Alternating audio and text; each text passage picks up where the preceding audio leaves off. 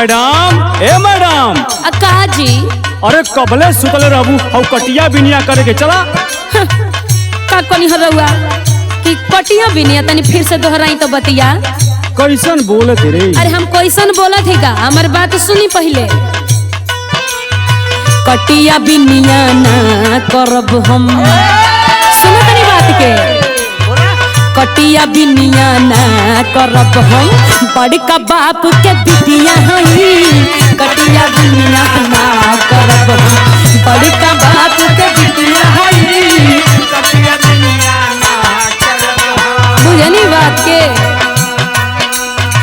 दूधू थरिया हुरे लू कहाँ से हुरबू?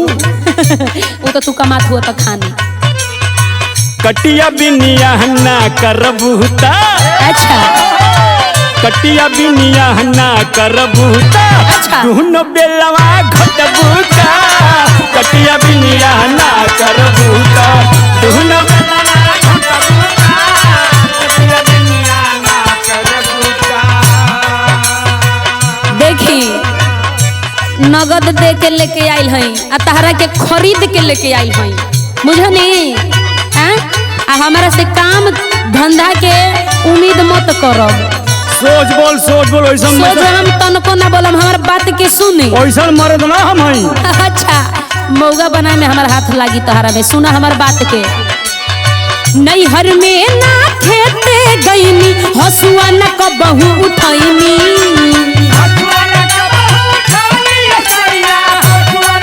बुझाता बात के? घूम का करत रहली रे। आए गौरी बात हमार ध्यान से सुनी। माई औरी बाबू के कोरवा के दुलरुई रहनी।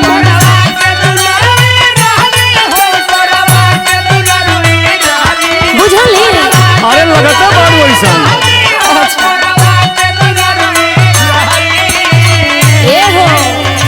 नैहर में ना खेते गईली, हसुआ न कबहू उठवली। माई और बाबू के कोरवा के दुलरुई रहनी। ए जी ध्यान से एगो बात सुनी। सूते खातिर अपने कबहू, हाँ सूते खातिर अपने कबहू ना बिछवले खटिया हई। सूते खातिर ना बिछवले।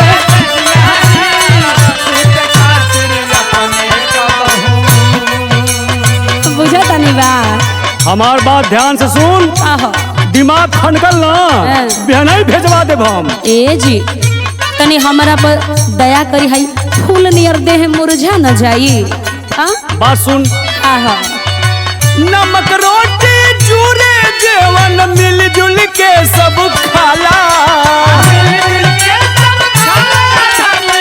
सुनाता सुना तनी हो।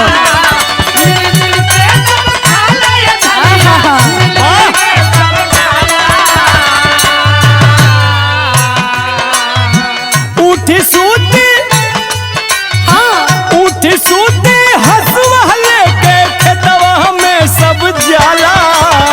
खेतवा में ये हमारे घर का रीति रिवाज है। अच्छा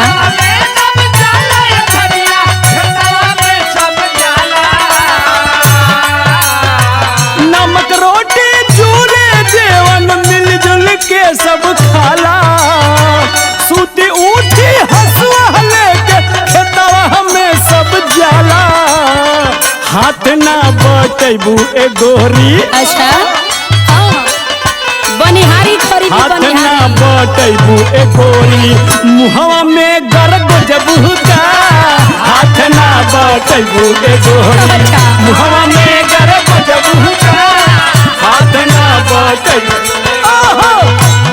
ए जी देखी रउआ के हम पहले ही कहनी है कि हम रुपया नगद दे के आइल बानी। तो हमरा से तो काम धंधा होई ना। आ प्लस पॉइंट ई भइल कि हमार नह खराब हो जाई, हमार ब्यूटी खराब हो जाई। आ ये तने काम करवैला के शौक तो बनिहारी कर ले। कितना बोलत रे? तो का बोलत है? हमार बात सुनी रउआ सुनी। बाबूजी तोहर हाई फाई रखले का जी माली हले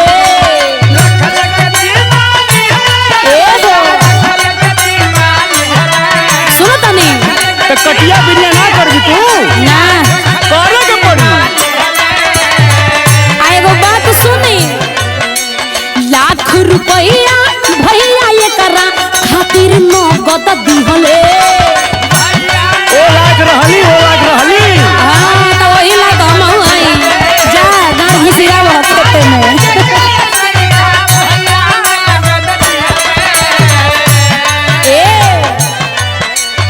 बाबूजी तोहर हाई फाई रखल का जी माली हले लाख रुपया भैया ये करा खातिर नगद दिनले आ सुनी बेसी बढ़ के बोला ना तू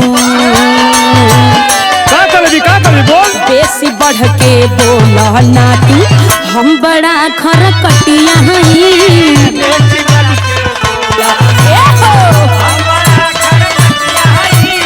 तो भी आदमी बना दे हम। बात साफ साफ सुन, कहा लाख रुपया का ताना मरिए मत।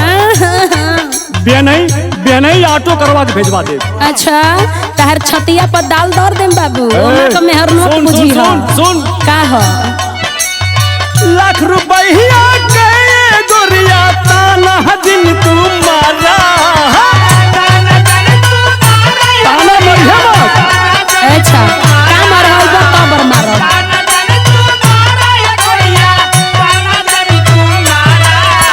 एगो बात ना कनवा खोल के सुन ले। अच्छा हमारिए घर जिंदगी भर गुजारा होई। हाँ हमारे घर में है जिंदगी भर अब होई तुहर गुजारा। बस समझ में आओ थे ना।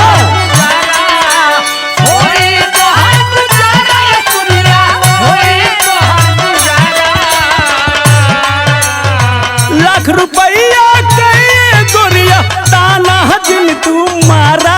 अच्छा हमारे घर में है जिंदगी भर अब होई तुहर गुजारा।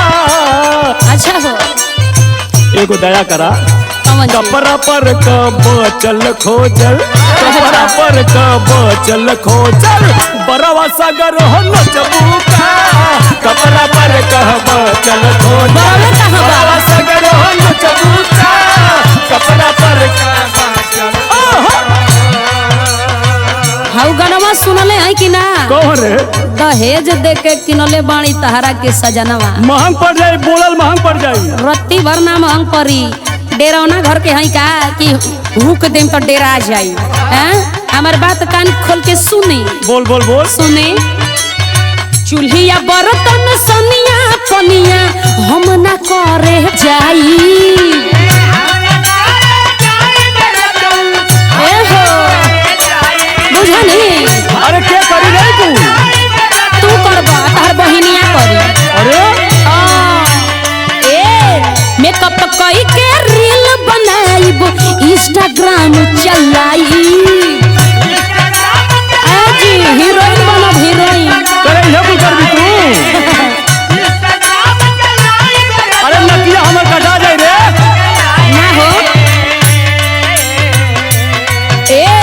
चूल्हिया बर्तन सोनिया पनिया हम न करे जाई मेकअप कई के रील बनाइब इंस्टाग्राम चलाई आ सुनी देहिया हमरो चम चम चमके अरे तो लगते बा हाँ, देहिया हमार चम चम चमके हम त हीरा मोतिया हई देहिया हमार चम चम चमके हम त हीरा अरे जिया हो हाँ, हमारे बात साफ साफ सुन ले। का है? साफ साफ बात हाँ गल फुला के आँख देखा के इतना जो तू लड़बू इतना जो तू बहुत गड़बड़ होई। कुछ न होई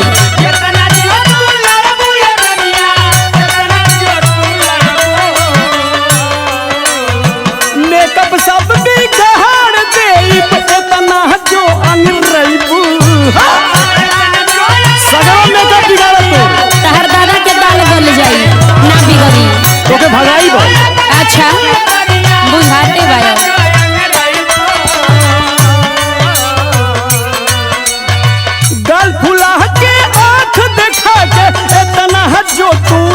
करबू अच्छा।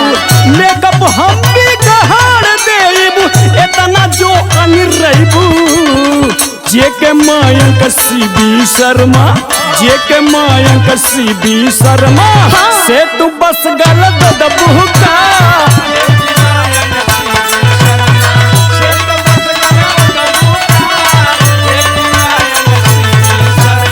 कटिया बिनिया ना करब हम बड़ी का बाप के बिटिया हई कटिया बिनिया ना करबू ता दोनों बेलवा घटबू का कटिया बिनिया ना करब हम बड़ी का बाप के बिटिया हई कटिया बिनिया ना करबू ता दोनों बेलवा घटबू का कटिया बिनिया ना करब हम बड़ी का बाप के बिटिया हई बुझो नी लो हई हसुआ जा काटे रोटी लिट्टी भेजवा दे।